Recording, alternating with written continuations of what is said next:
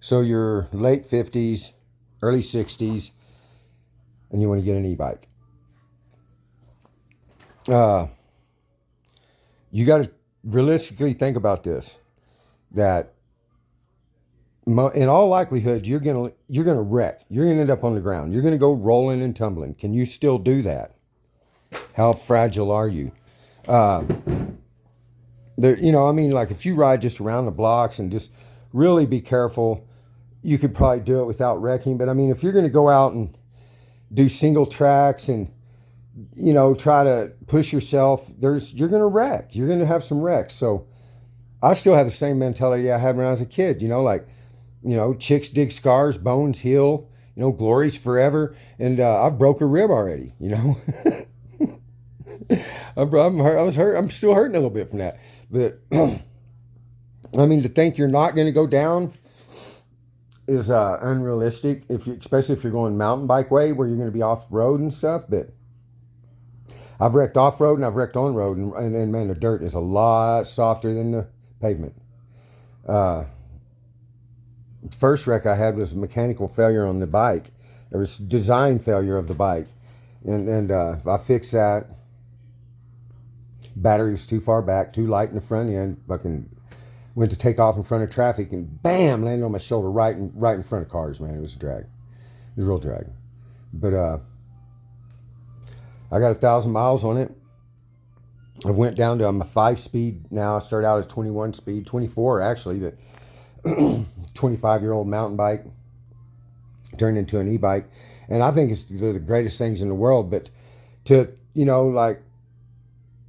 are you willing to go tumbling on the ground? I mean, like it shouldn't kill you unless you're pretty damn fragile. But I mean, like, it's gonna bruise you up. You're gonna be, and stuff like that. So as long as you're willing to get in the dirt a little bit, yeah, other than that, e-bikes are dangerous. Like you think you're gonna get you and your wife one, and y'all are, and she's not gonna wreck. It's like you're dreaming, because this thing has, if you get one that does 28, 35 miles an hour, whatever, mine does 32 miles an hour. And on pedal assist 5, say it's a mass 1, down at the river, if you got it on pedal assist 5, you'll go shooting into a tree. So, you got to turn this thing down to like 3, and then the difference between 2 and 3, there's too big of a difference there. So I couldn't find a comfortable area to be doing this tight single track and not feel like the thing's trying to push me into the trees, because your motor just comes home and you pedal. But so I went to a 9 assist, so I have a finer adjustment. It's more of a pain because when you're trying to get to your top one or whatever, you got more to click through. But when you're on a single track where you can adjust it where you can find the right pedal assist for what you're doing. If you can afford a cadence assist and all that kind of stuff, that's cool. They have a better realistic feel. I suggest if you don't, not unless you're wanting a realistic bike feel, but I mean, a realistic bike feel means you got to gear down or you can't pedal off. Because if you're in your biggest gear, you can't start out. You're like, oh, you can't turn it over, So you got to gear down. That's an authentic bike feel. Now, these here, you don't got to do that. This direct drive hub motor, I just stay in my biggest gear all the time. I'm never out of that big gear right there, really. I have 5 gears, but sometimes I'll go up a few in the back when I'm climbing a hill or something. But basically, you bump the throttle and you go rolling across the intersection and you start pedaling.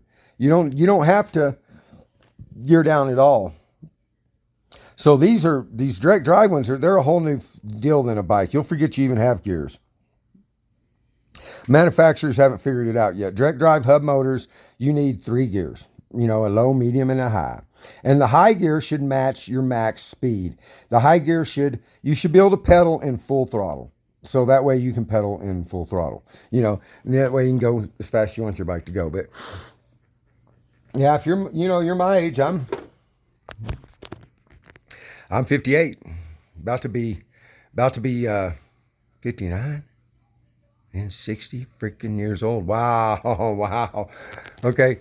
But these things are dangerous. I mean, I picked myself up 3 times, man, off the ground, like, oh fuck. And I mean, when I hit, I'm talking stars. Like, damn, I just hit the ground hard. Like I slapped down.